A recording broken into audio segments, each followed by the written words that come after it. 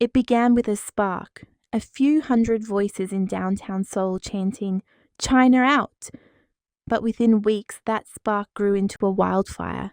Tens of thousands filled the streets. Banners lit the night, flags waved above the crowds, and chants echoed against skyscrapers. South Korea, long caught between its neighbours, was erupting in fury. The protests weren't about corruption at home or rising costs of living. This time, the anger was aimed squarely at Beijing.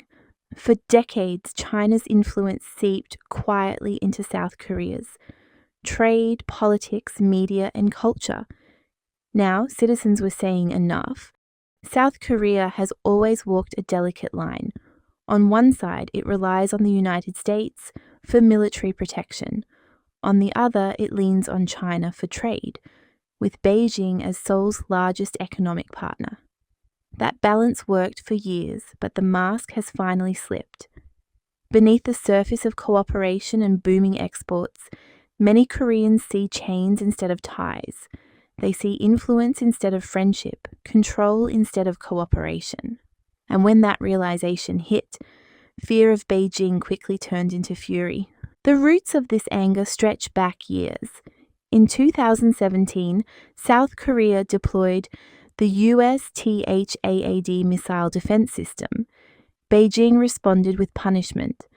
Overnight, K-pop stars were banned from Chinese stages, Korean dramas vanished from Chinese platforms, and businesses were strangled by boycotts. Tourism collapsed, cosmetic sales plummeted, and whole industries bled.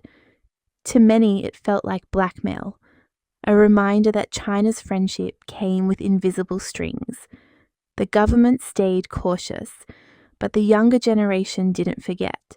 Today, it's that new generation leading the charge. Young Koreans raised on social media refuse to stay quiet. They accuse Beijing of rewriting history, claiming ancient Korean kingdoms as Chinese heritage. They rage over attempts to brand kimchi and hanbok as Chinese. Each cultural dispute added fuel to the fire of nationalism, and when reports surfaced that Chinese police stations were secretly operating in Seoul, allegedly spying on dissidents, outrage boiled over. For many, that was the breaking point. The protests grew into the largest demonstrations since the 2016 candlelight movement that toppled a president. But this time, the target wasn't domestic. It was foreign. In Seoul's Gwanghwamun Square, seas of protesters waved both South Korean and American flags. Their chants were clear. China, stop interfering. They accused Beijing of meddling in politics, controlling online platforms, and exploiting South Korean workers. Police deployed in full riot gear as clashes broke out with pro-China groups. Outside the Chinese embassy, scuffles forced barricades. Chinese-owned businesses were vandalized and arrests followed. The anger wasn't confined to Seoul. In Busan and Incheon, factory workers marched alongside students, accusing Chinese corporations of wage theft and unsafe conditions. Videos of workers shouting, "We are not slaves of Beijing," spread across social media. The slogan became a rallying cry for the entire movement. Then came new revelations. Journalists exposed that several Korean-language media outlets had accepted sponsorships from China-linked organizations. Some programs downplayed espionage while pushing Beijing's talking points. For the public, this was betrayal. If the media, the supposed guardian of truth, could be bought, what else had been compromised? Outrage spread like wildfire. South Korea's intelligence services added another layer. They revealed Chinese state-backed online trolls had been flooding forums with disinformation. Fake accounts fueled anti-American sentiment, exaggerated disputes with Japan, and attempted to divide Korean society. "They're not sending troops," one intelligence officer said. "They're sending narratives." To fight back, civic groups launched digital campaigns. University students held workshops, to spot propaganda, while tech experts traced bot networks. The protests weren't just on the streets, they had moved online, but perhaps the most personal blow came from culture. For Koreans, culture is identity. Beijing's attempts to claim Korean traditions felt like theft. The fury deepened when Chinese social media mocked Korean pride, amplified by state narratives. In schools, Chinese-sponsored programs promoted a shared Asian history, downplaying Korea's independence. In entertainment, Chinese investors pushed Pan-Asian storylines that blurred Korean individuality. What was once marketed as collaboration now looked like assimilation. Boycotts followed. Chinese restaurants sat empty. Sales of Chinese smartphones and clothing dropped sharply. K-pop artists pulled out of Chinese-backed projects, fearing backlash. Filmmakers re-edited movies to cut Chinese sponsors. It's no longer cool to be linked to China, one Seoul producer admitted. On TikTok and YouTube, young creators mocked censorship and taught viewers how to spot propaganda. The rebellion was both cultural and generational, yet the protests also tore at South Korea's fabric. Korean citizens of Chinese descent, many living there for generations, suddenly became targets of suspicion. Shops were vandalized, communities divided, families harassed, despite having no link to Beijing's policies.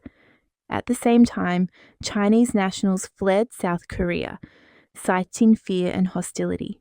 Flights back to China filled with students and workers leaving in tears. The human cost was growing even as national pride surged. Older Koreans urged caution, remembering China as both ally and trade lifeline. But for the young, Beijing symbolized oppression. Polls showed over 70% of South Koreans now saw China as a threat, a number that doubled in just 2 years. Among those under 30, it was closer to 80%. For them, this was not about trade deals or diplomacy, it was about sovereignty and dignity. The consequences spread beyond South Korea. The United States quietly supported Seoul's harder stance. Japan expressed sympathy. Investors, however, worried unrest could destabilize the region's markets. To many, the protests weren't just local. They were part of a global backlash against China's expanding influence. As night falls in Seoul, the streets glow with neon and protest flames. Drums echo through Gwanghwamun Square, where banners declare Korea is not for sale. Tear gas lingers, but so does determination. People chant with anger and exhaustion, tired of being pressured and manipulated. Jobs are being lost, families divided, and communities tested. Yet for millions of Koreans, silence is no longer an option. This fight is not just about politics or trade. It is about sovereignty, identity, and saying no to foreign control disguised as friendship. South Korea's uprising has become more than a protest. It is a mirror reflecting a world where China's invisible hand stretches into democracies everywhere, shaping narratives, buying influence, and eroding trust. The warning is clear. If China can shake South Korea, Asia's strongest democracy, how long before the same struggle comes to other nations? The protests tearing through Seoul are the visible scars of an invisible war, one fought with money, media, and manipulation instead of missiles. For decades, democracies underestimated Beijing's reach. Now the mask has slipped. The streets of South Korea tell the story. Neon and protest flames blend together. Chants rise into the night sky. A nation once balancing between cooperation and control is choosing to stand, no matter the cost.